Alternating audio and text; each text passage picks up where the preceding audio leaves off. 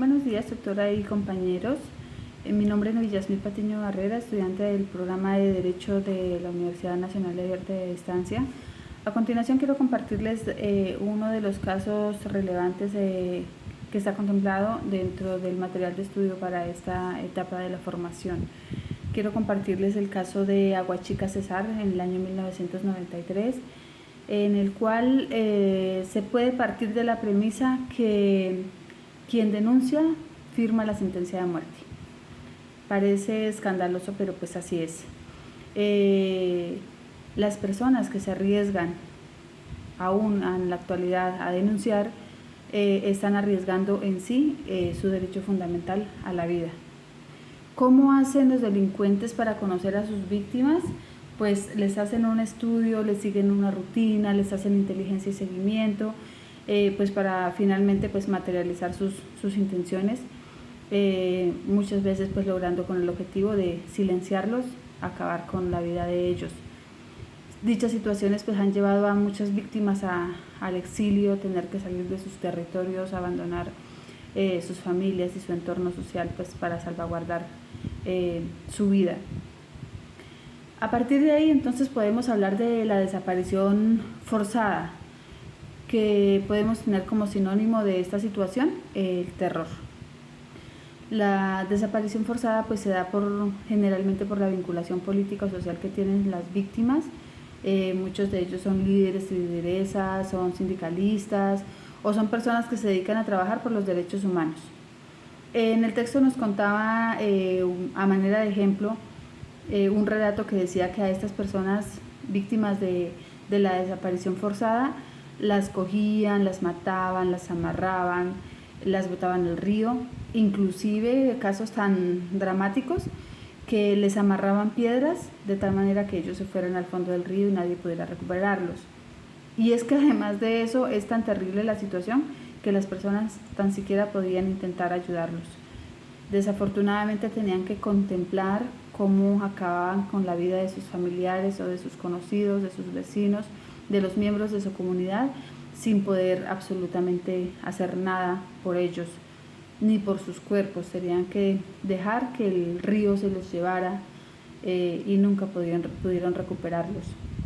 Esto evidentemente pues es una violación al derecho a la vida, porque pues efectivamente sacan a las personas de su entorno social y familiar y no se sabe qué pasa con ellas, o terminan de una manera evidentemente en la cual les destruyen como tal sus sueños, sus ilusiones, su núcleo familiar, sus proyectos y demás. Asimismo, pues tenemos en cuenta que hay casos en los cuales no solo estos delitos son cometidos por las personas que se dedican como tal a delinquir, sino que el mismo Estado está vinculado en esta situación. Entonces, ¿qué pasa? Hay personas que fueron víctimas del mismo Estado de desaparición forzada.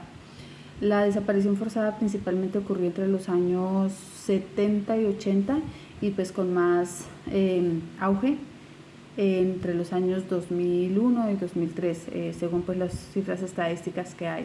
¿Y cuál era el objeto principal? Generar terror y ocultar la evidencia de los hechos, de esos terroríficos hechos que realizaban. ¿Cuál era la palabra clave de esta situación? El silencio.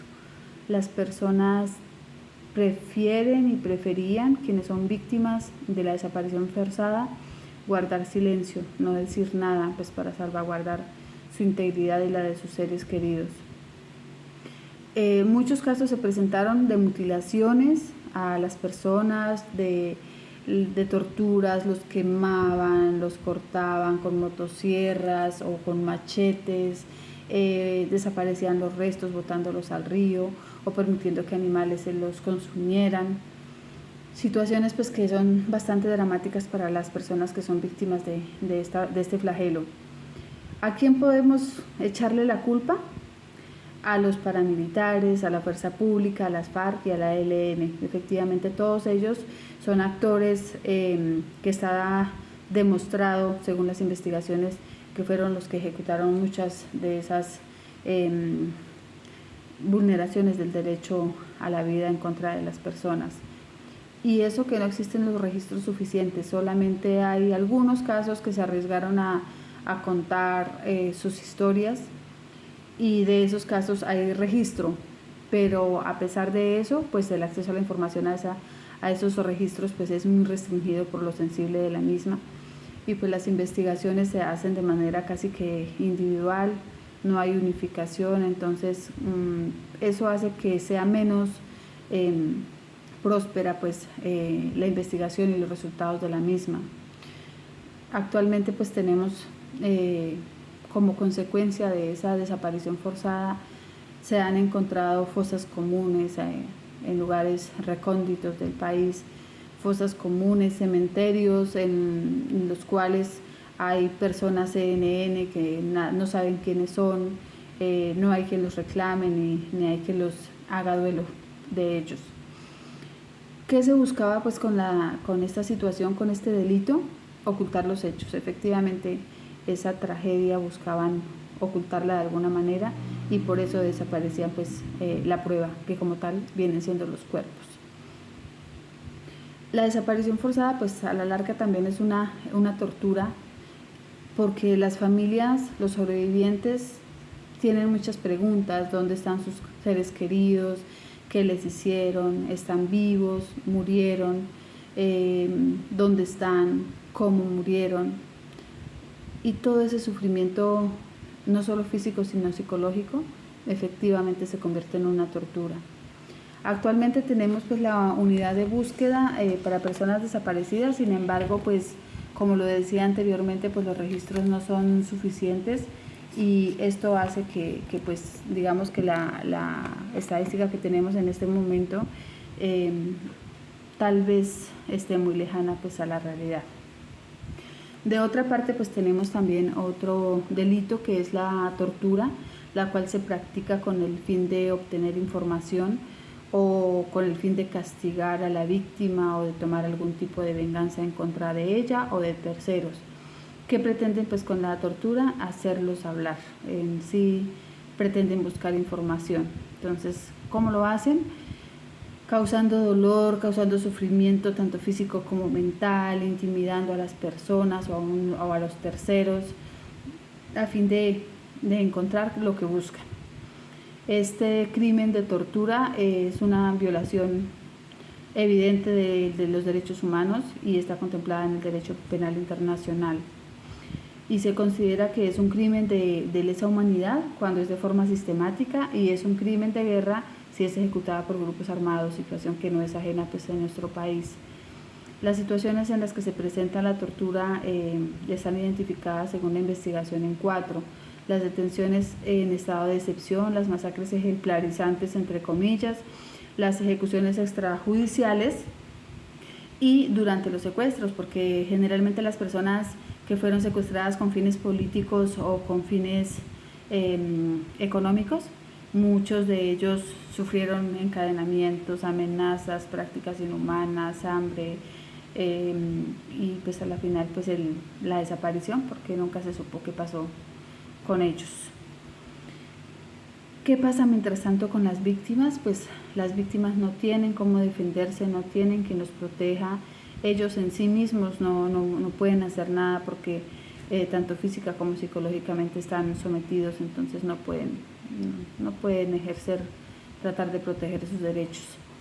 Los sobrevivientes pues son revictimizados porque tienen miedo, porque tienen desconfianza, porque no confían en las instituciones y porque los testimonios muchas veces pretende el ente investigador que sean demostrados. No basta con las pruebas que tienen en su cuerpo, las cicatrices, el sufrimiento tanto físico como psicológico, sino que pretenden que hayan pruebas adicionales, las cuales son pues muy difíciles de recopilar.